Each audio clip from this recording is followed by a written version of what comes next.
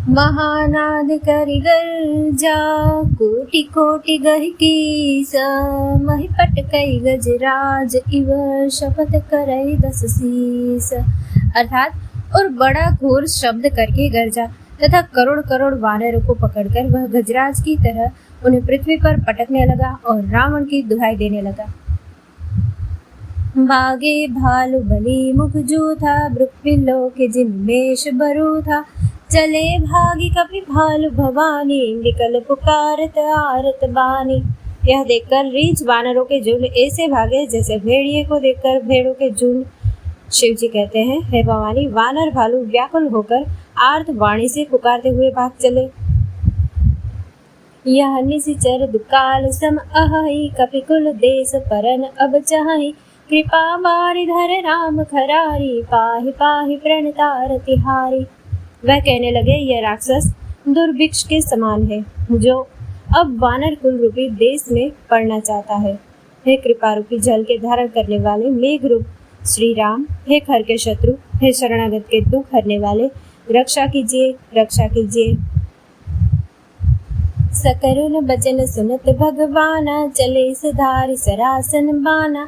राम सेन निज पाछे घाली, चले सकोप महाबलशाली। करुणा भरे वचन सुनते ही भगवान धनुष बाण सुधार कर चले।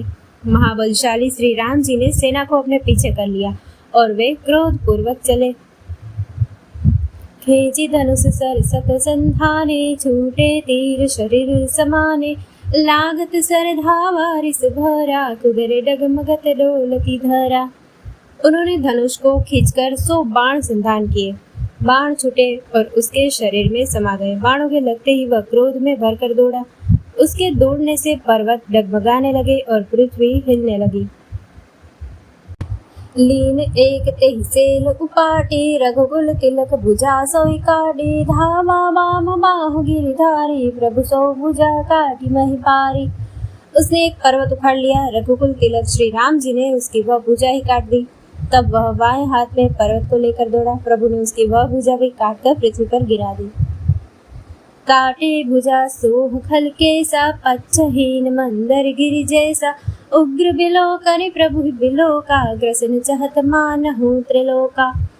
भुजा को कट जाने पर वह दुष्ट कैसी शोभा पाने लगा, जैसे बिना पंख का मंदरांचल पहाड़ हो।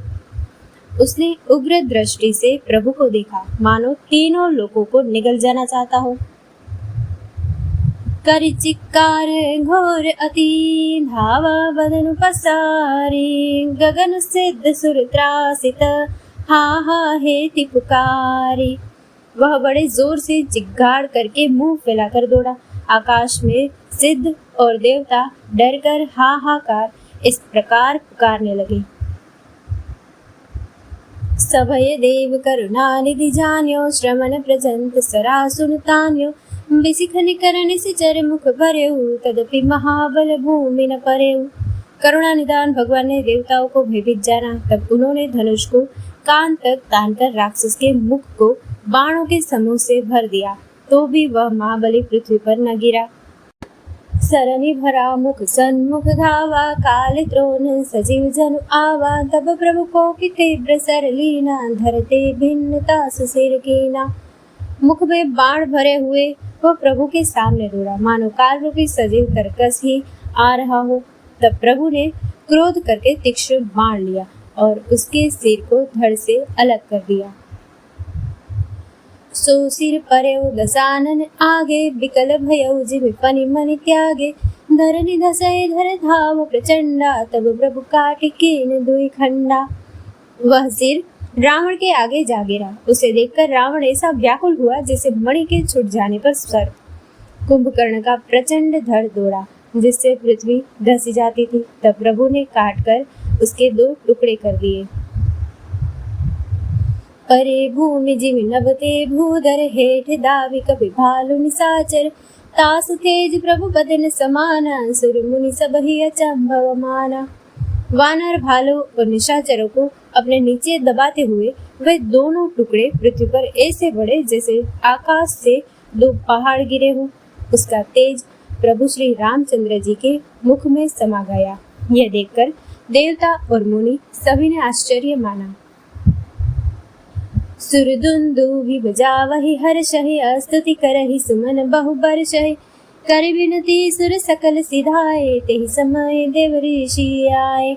देवता नगाड़े बजाते हर्षित होते और स्तुति करते हुए बहुत से फूल बरसा रहे हैं। विनती करके सब देवता चले गए। उसी समय देवर्षि नारद आए। गगनो परिहरि गुण गन गाए रुचिर वीर रस प्रभु मन भाए बेग हतौ खल कहि मुनि गए राम समर महि शोभत भय। आकाश के ऊपर से उन्होंने श्री हरि के सुंदर वीर रस युक्त गुण समूह का गान किया जो प्रभु के मन को बहुत ही भाया। मुनि यह कहकर चले गए कि अब दुष्ट रावण को शीघ्र मारिए। उस समय श्री रामचंद्र जी रणभूमि में आकर अत्यंत सुशोभित हुए। संग्राम भूमि विराज रघुपति अतुल बल कौशल धनि श्रम बिंदु मुख राजीव लोचन अरुण तन सोनित कनि भुज जुगल फेरत सर सरासन बालु कपि चहु दिसि बने कह दास तुलसी कहि न सक छवि शेष जेहि आनन घने। अतुलनीय बल वाले कौशलपति श्री रघुनाथ जी रणभूमि में सुशोभित है। मुख पर पसीने की बूंदे हैं। कमल समान नेत्र कुछ लाल हो रहे हैं। शरीर पर रक्त के कण है। दोनों हाथों से धनुष बाण फिरा रहे हैं। चारों ओर रीछ वानर सुशोभित है। तुलसीदास जी कहते हैं कि प्रभु की इस छवि का वर्णन शेष जी भी नहीं कर सकते, जिनके बहुत से मुख है।